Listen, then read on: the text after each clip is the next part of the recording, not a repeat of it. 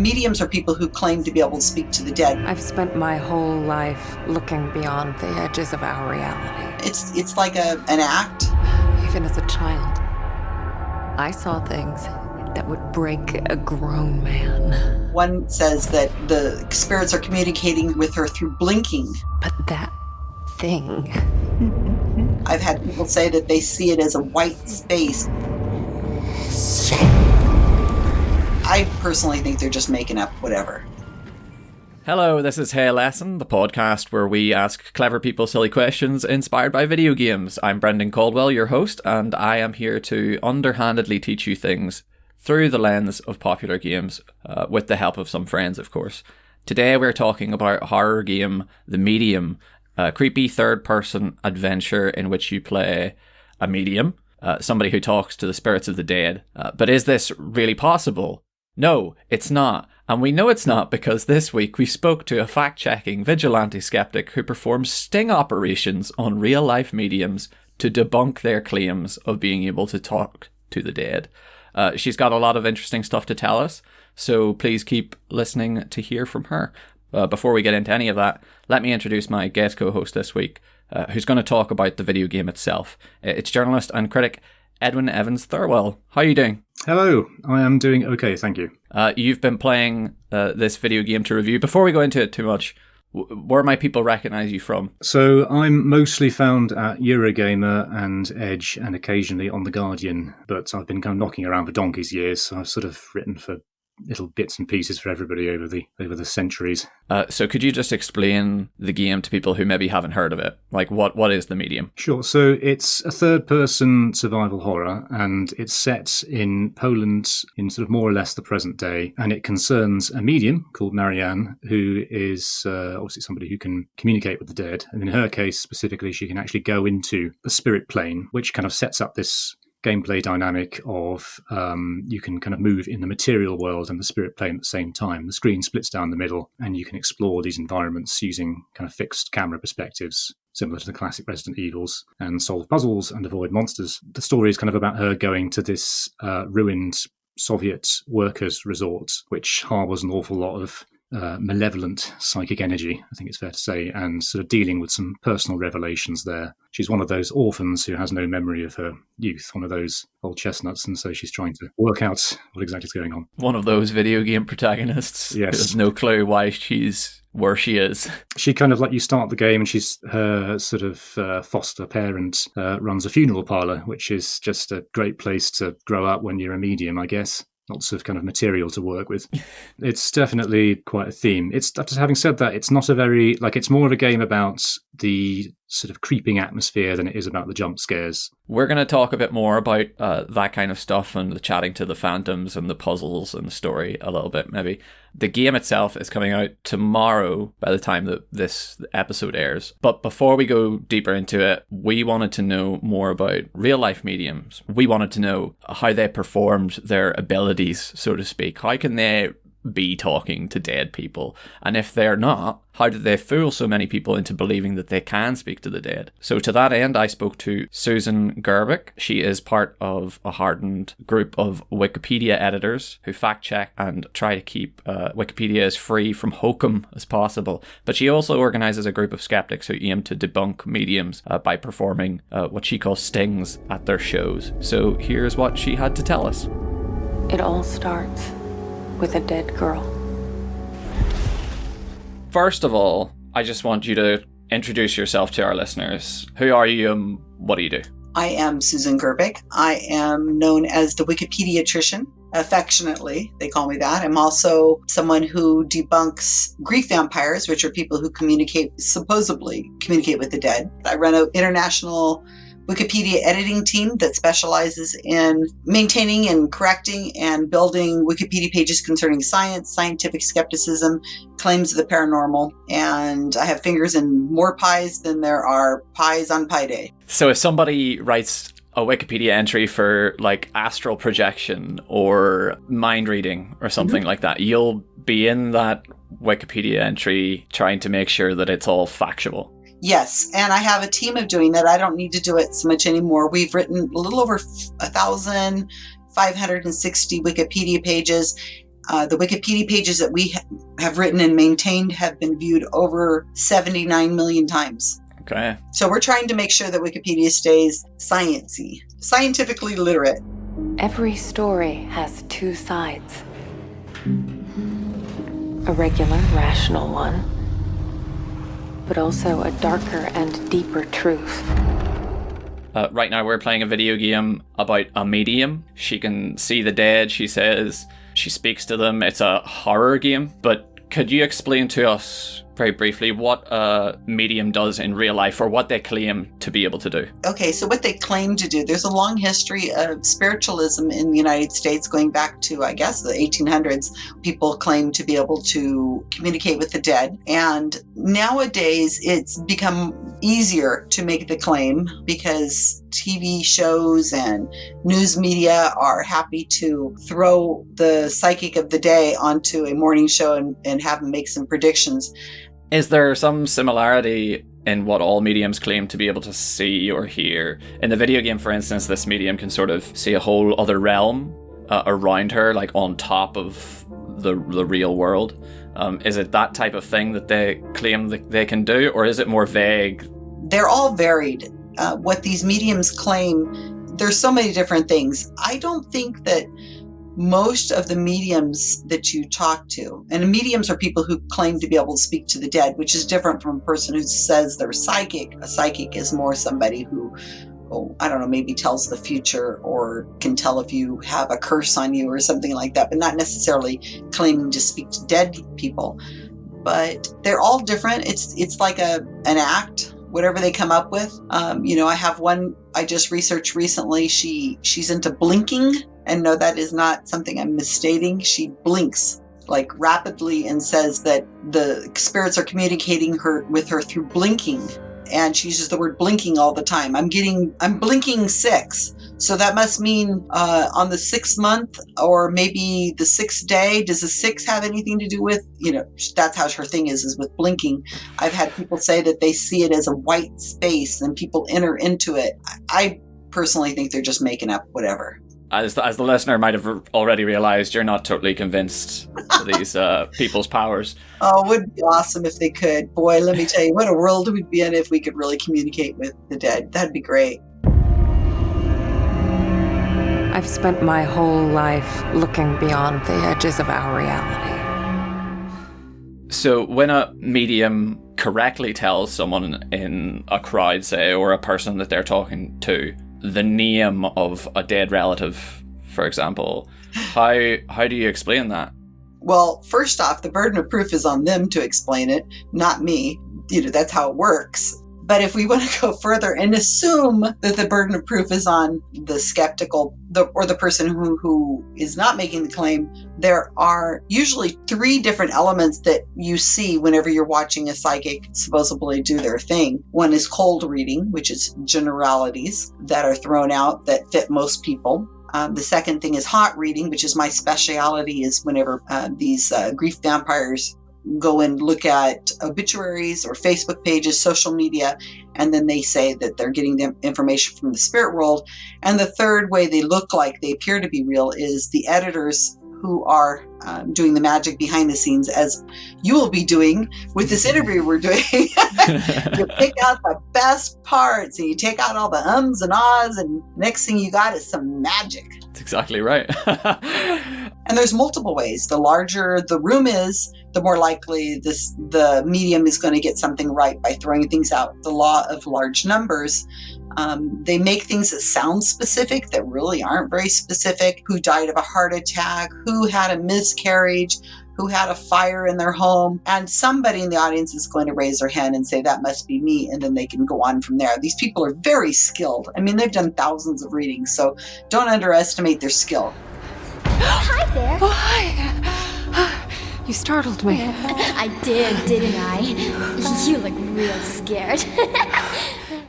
A lot of times they play the game of names. I had one just recently. She was talking about a rose. There's a rose and might be somebody's name, or it could be she had roses or whatever, and it was your grandmother.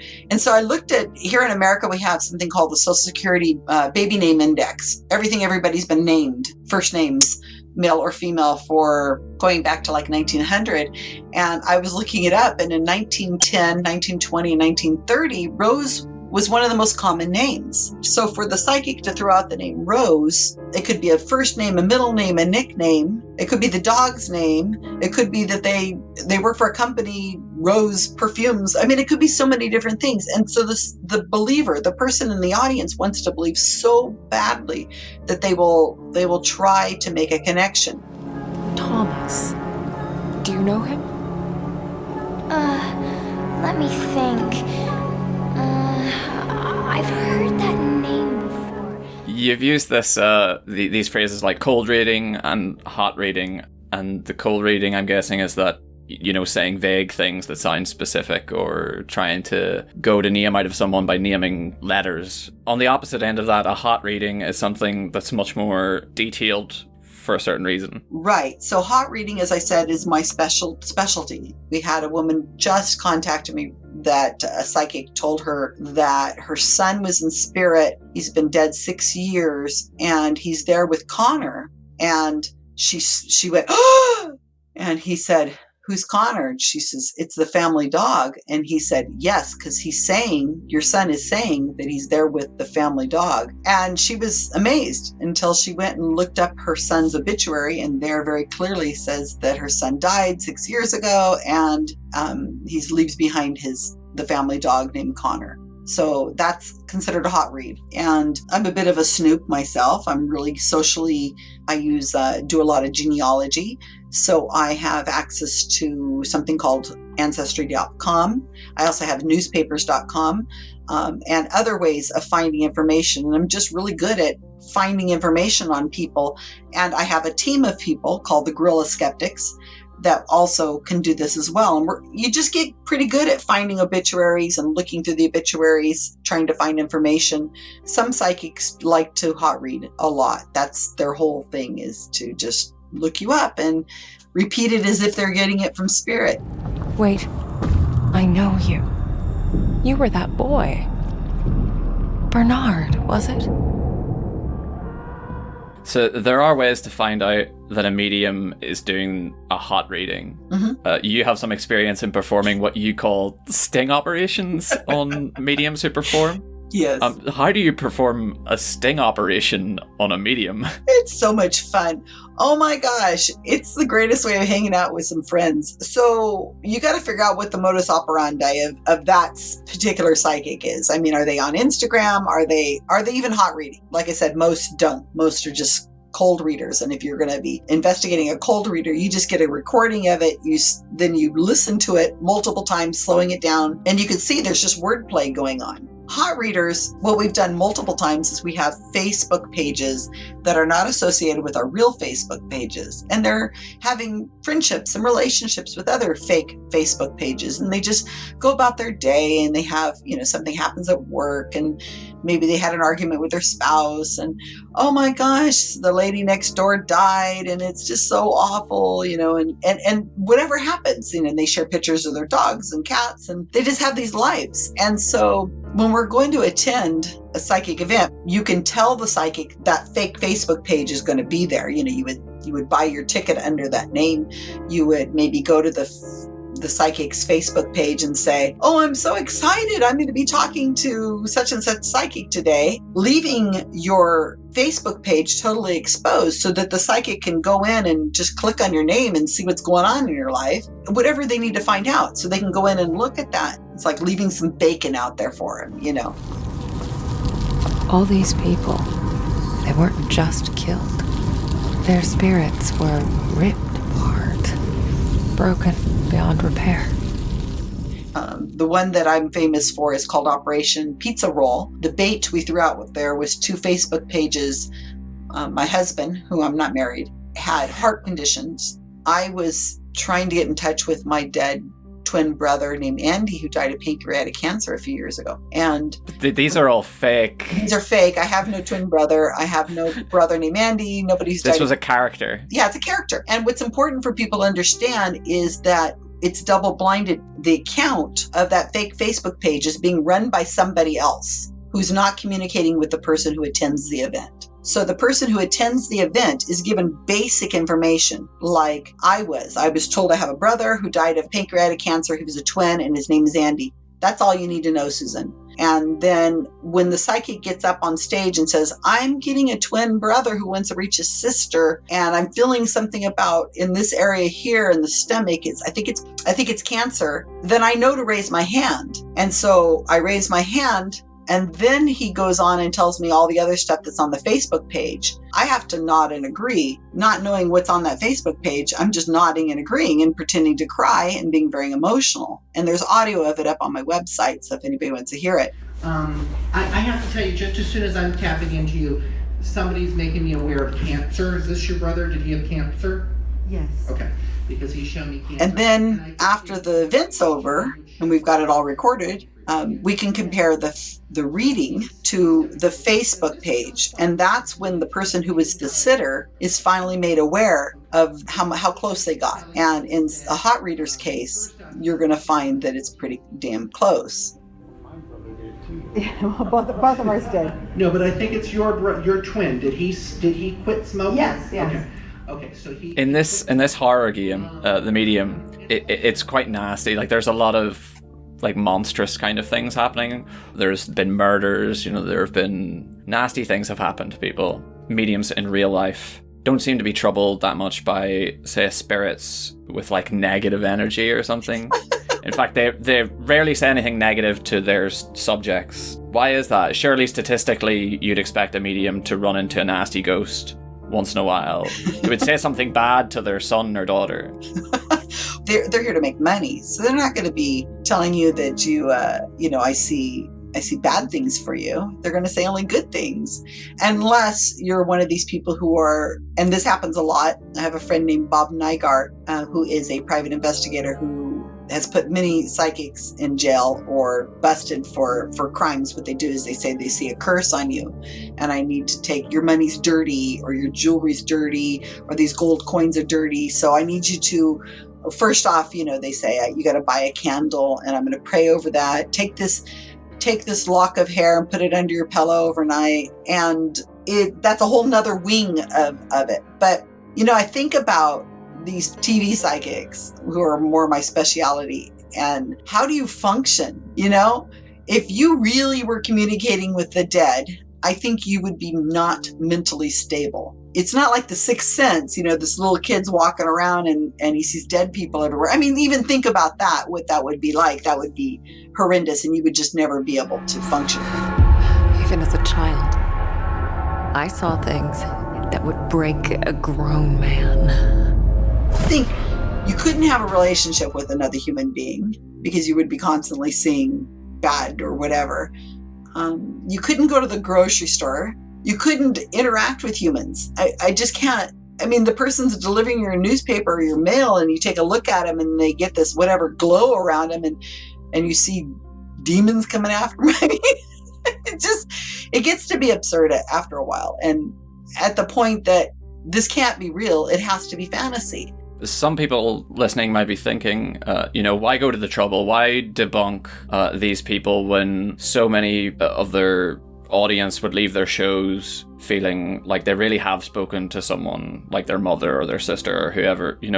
What harm are these mediums doing, really? That's a really valid question, and that gets down to it. Now, I'm really anti-lying to people, especially lying to people who are grieving and who are desperate to hear. And yes, they may leave the event feeling a euphoria that they've just had a contact with their child or their whatever, and they're crying and it feels amazing, and they tell everyone they know, and they're still being lied to. And it's wrong to take advantage of people's grief for that. Plus, a lot of the times these people come to the realization that they were lied to, especially in the hot reading.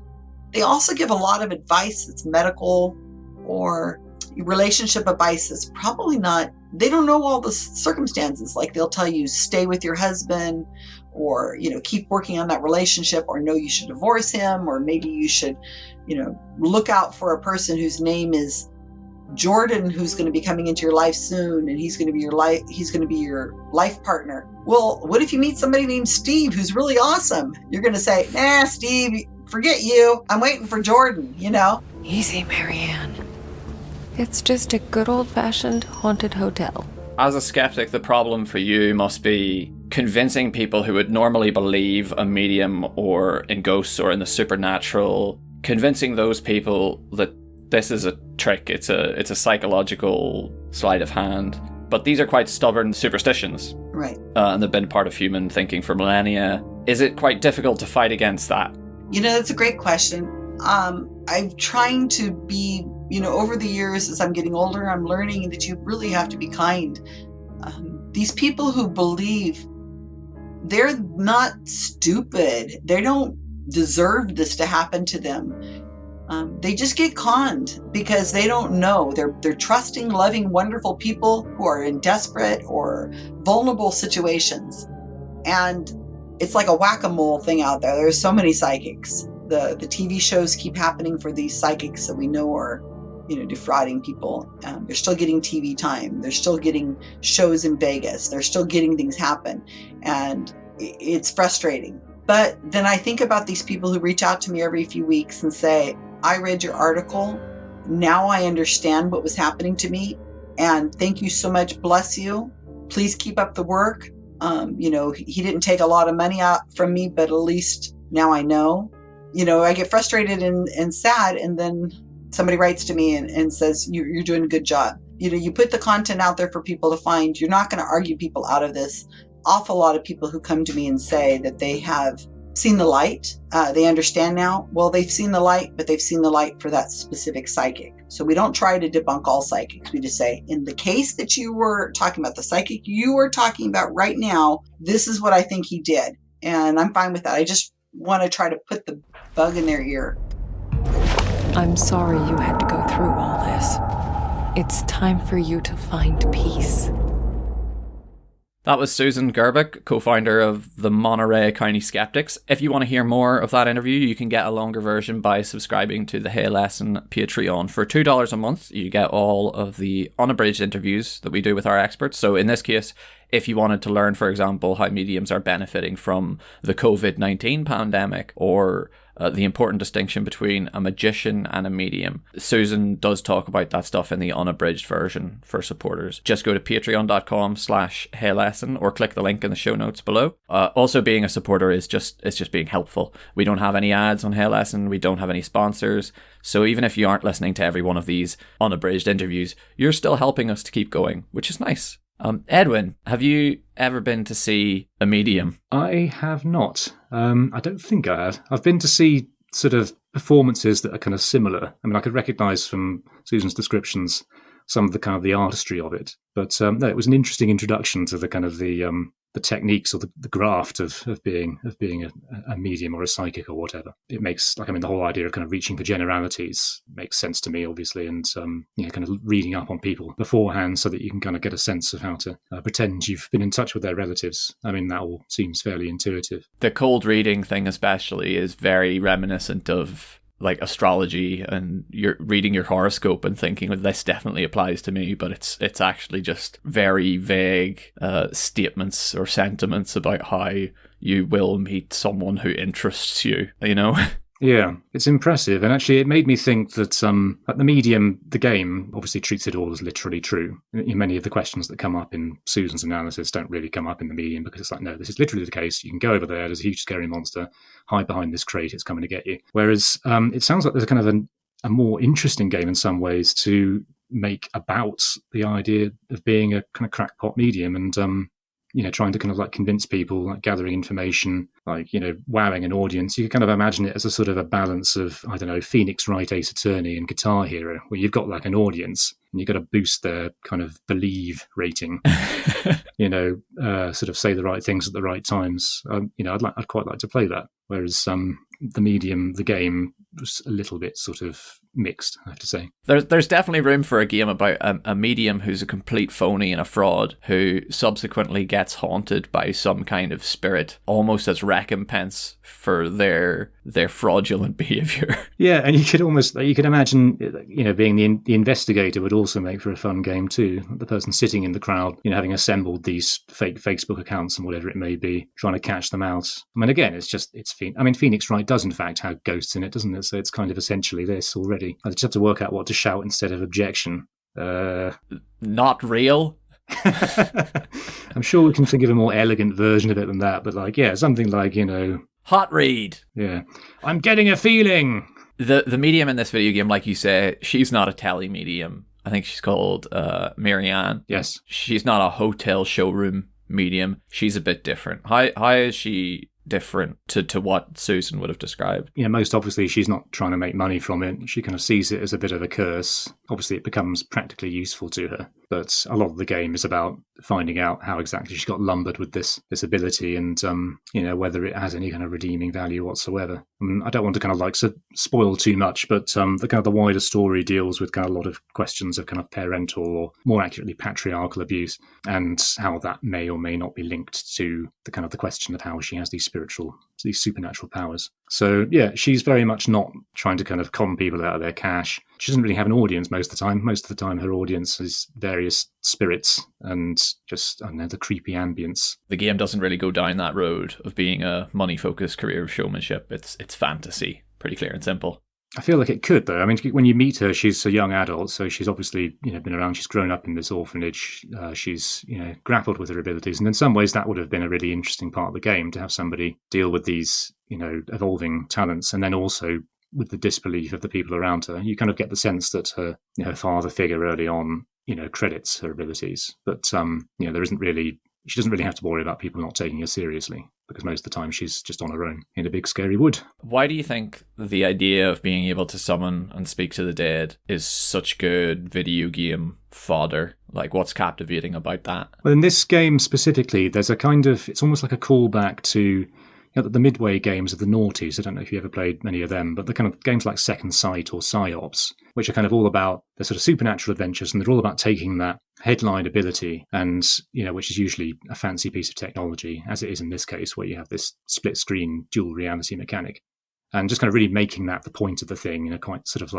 charming kind of B-movie kind of fashion. An element of this game's appeal is trying to reach back to that, but it gets confused because it also wants to be a kind of a dark and moody, gritty psychological adventure where, you're uncovering extremely unpleasant things about yourself and about other people. And the enjoyment, if you can put it like that, is of kind of getting to the bottom of who you are. So yeah, I mean, more generally, and there's any number of ways that summoning the dead can be fun in a video game. It's pitched as kind of a horror game, but on the horror scale, I don't know how big a fan you are of horror in particular, but on your horror scale, where would you rank it? Like, is it Amnesia level scary, Silent Hill level scary? It's probably it kind of wants to be Silent Hill and Amnesia. Like, in particular, it wants that kind of just sort of slow burn ambience that the classic Silent Hills have, where it's not so much things jumping out at you as just hearing the radio static in the fog. And it wants the kind of the compositional intelligence of Amnesia and the kind of the question of sanity. But really, it's quite a kind of a gamey construct. One of its kind of errors, I think, as a horror game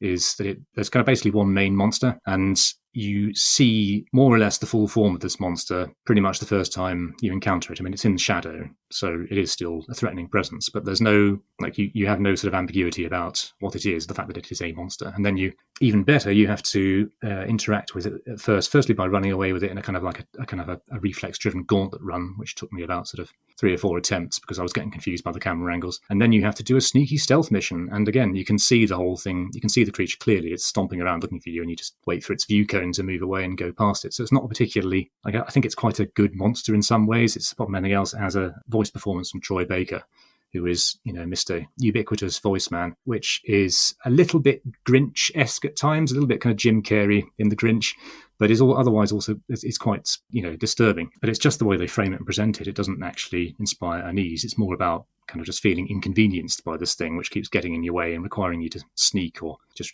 leg it or whatever it may be. Would you compare it to kind of Mr. X and Resident Evil 2? If people played that game, there's a big stomping hulk of a man who kind of walks around after you. There's a lot of running away from him, and it's more tension than it is dread. Is it like that, or is it even more simple than that? It's not as persistent as Mr. X. I mean, Mr. X is, past a certain point in the game, he's pretty much anywhere. He can follow you anywhere in the police station in Resident Evil 2. It's more like small, confined areas where it's more of a stealth obstacle. I mean, there's a good moment when, I don't know how much I want to give away, but basically it's there is a question, there's a particular section where it's less visible, and you realise that it can follow you into somewhere where you didn't think it was able to go and you thought you were safe. That's a good touch. But, the more you kind of encounter it, the more you realise that it's something that is going to be in a small area, and you can usually work out which area it is in advance because you can look at the arrangement of kind of hiding spots and how the camera's positioned. It's one of those things. It's like, walking through the cover layouts in Gears of War before the Locust attack. The unease disappears quite quickly, even though the ambience, the kind of architecture and mood of the game is quite good. The split worlds thing that you've been telling us about, the kind of split screen where the screen will split into two parts and you'll see one of the real world as we would see it, and then one of like a spirit realm. What does a spirit realm look like to a medium? So it's actually, there's quite a, I mean, I think that the spirit world is inspired by a particular painter, dystopian sort of abstract painter. He was actually murdered in 2005, I discovered. And I'm going to horribly mispronounce his name, but I think it's Beksinski. And what it looks like in the game is there's a sort of a touch of insect hive to some parts of the spirit world. It's kind of papery surfaces, this idea of kind of like pulped up matter, and lots of kind of suspended bones and kind of things caught in webs. And then sort of the spirit world takes on different shapes at different points in the story, depending on which kind of like particular character you're sort of investigating at the time. And so at one point it's like a kind of a slimy, tentacular thing. And then there's a kind of an area which is like a sort of garishly red-lit bureaucratic maze of paper and filing cabinets. And those bits are all, I mean, it does have some good moments in terms of its locations, I think.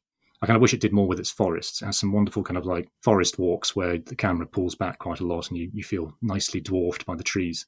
The split world kind of effect somewhat works against it because the puzzles it builds around the split screen functionality aren't particularly interesting. And its camera work is a bit lacking in the sense that while it's kind of aiming for that kind of disorientation you get in the classic Resident Evils where like the camera's set up blind spots and you're coming around a corner and you can't quite see the thing that's making a noise, those sorts of effects, it's aiming for that. But in practice it just seems to make things hard to navigate. And when you have the dual split screen effect, it's obviously the screen is compressed and it becomes even murkier at times. So yeah, it's a mixed bag again. And that split screen, it's not something that you can just activate whenever you want. It's kind of scripted moments that disappears.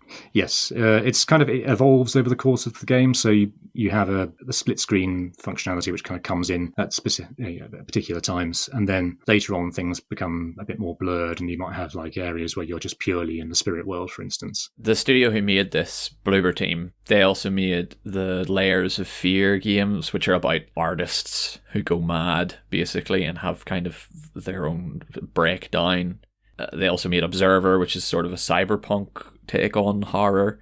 How different is this to those previous games the studio has made? I don't know if you've played them or not. But I have, yeah. And I mean, it's not as good, I think would be the kind of the summary. It feels like it's a passion project they've had. Like I think they've been working on it since 2012. I think it was at least. And it feels like a game that's sort of like been knocking around and they haven't quite been able to work out how to make it right, and they've sort of finally got somewhere, but it doesn't really feel complete. It doesn't have the Observer has that sort of cyberpunk dystopian setting and is set inside a single apartment block in Krakow, and is just a very quite lurid at times and quite lumpy in terms of its pacing and various bits of the voice acting, but generally quite compelling kind of idea of particularly a sort of an Eastern European cyberpunk aesthetic. Layers of Fear, I think, is a bit more sort of in the realm of kind of horror cliche, but it's interesting because it is, again, it's a single environment. In this case, it's an apartment, and you're wandering around it, and the environment becomes more and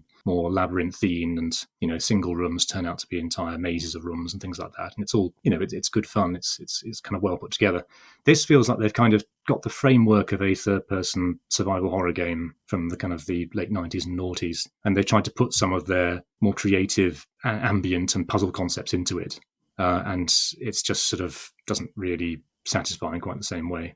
So do you think it suffers from being sort of overly nostalgic for Silent Hill or Resident Evil, or is it trying to tap into that and it doesn't quite work? Yeah, it's on the one hand, it's trying to capture a particular kind of game. It's a first for them in many respects. Like, as far as I'm aware, it's sort of the first game they've made which has this particular setup of a third-person character with fixed angles and a specific main monster. Like, Observer has a lot of people in it, but you are mostly on your own. There usually isn't an antagonist or an actual person in the world for you to avoid. There's a couple of other characters, whereas this is a bit more kind of, there is specific, there's the monster around, and they have to think a bit more about how they navigate around the monster. The monster itself, it's just that one big bad monster, right? There's no smaller enemies or anything like that. No, there's just the big monster, and there are these moths who flock in certain areas, and basically it's always moths. Yeah, I know, they've got such a reputation.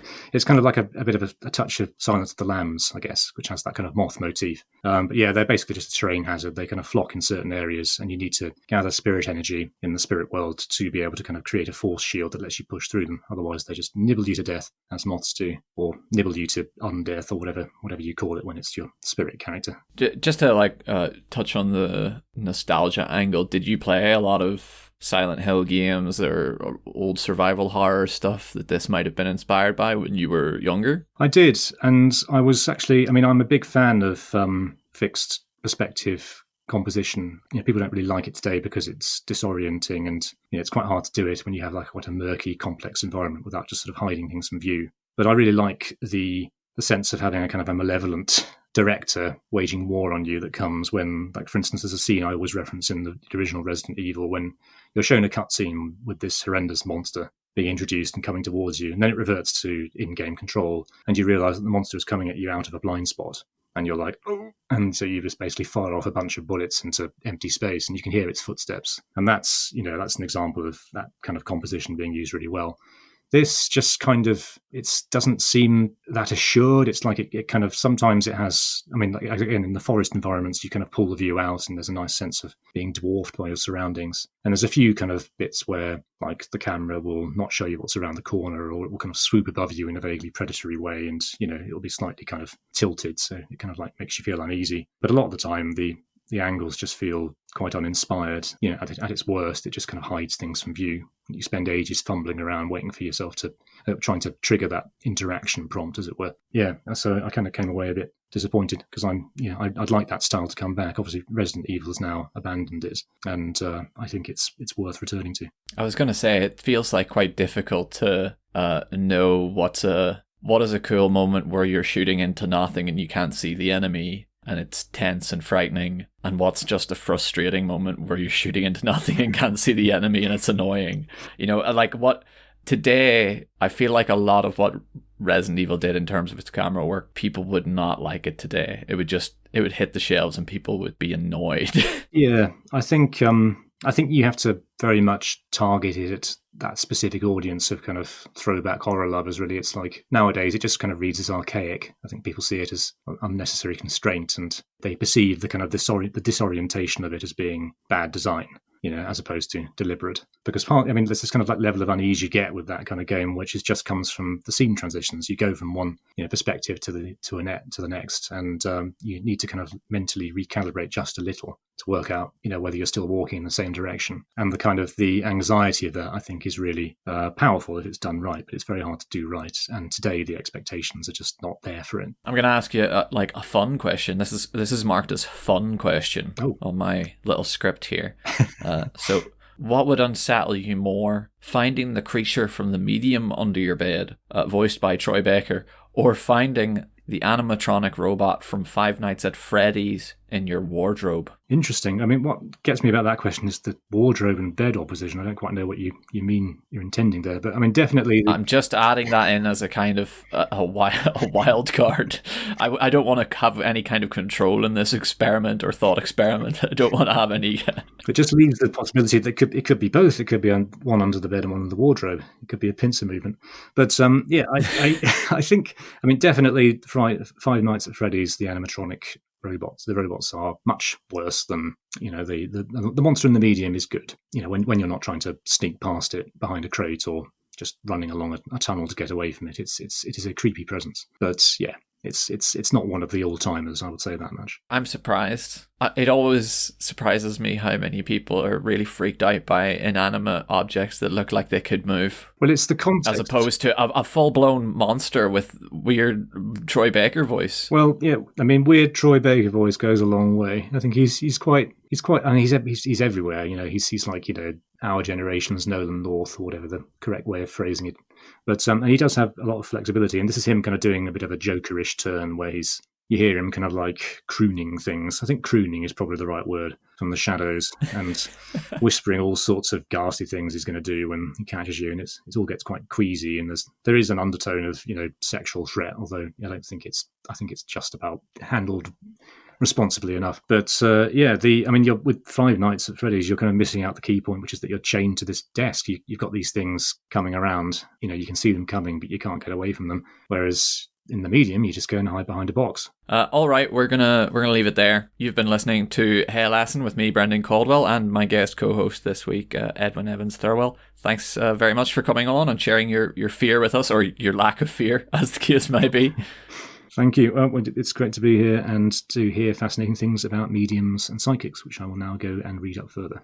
Is there anywhere people can find you online if they want to hear more of your thoughts about perhaps non-ghost games? This is a terrible thing to ask me because I want to share my Twitter account, but my Twitter account is complex and involves spelling. You can do it. Everyone else does it. So it's dirigible. So, all right, here we go. So it's DIRIGIBLEBILL. That's my Twitter account. Carefully designed to be very findable and memorable.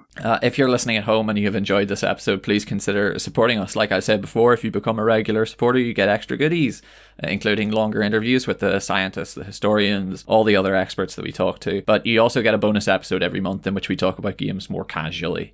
We don't run ads. We rely solely on the help of good people. Good people like Bok Choy, one of our goodest supporters. Good people like Harendamonas. I hope I said that right. Good people like, this is the last one, let me just read it word for word. Milk is gross and bad for you. Thank you to all of those people who are our porpoise level listeners. But thanks also to the rest of the Fact Gang, without whom we couldn't afford to do this. If you have a moment, you could also help us by giving us a review on iTunes or wherever you can give us some stars or ratings or whatever. Or you can just share the episode with anyone you think might be into ghosts or disproving the existence of ghosts. We'll be back in a couple of weeks with another episode. But for now, thanks once again to you, Edwin. Thank you. And please keep lessening.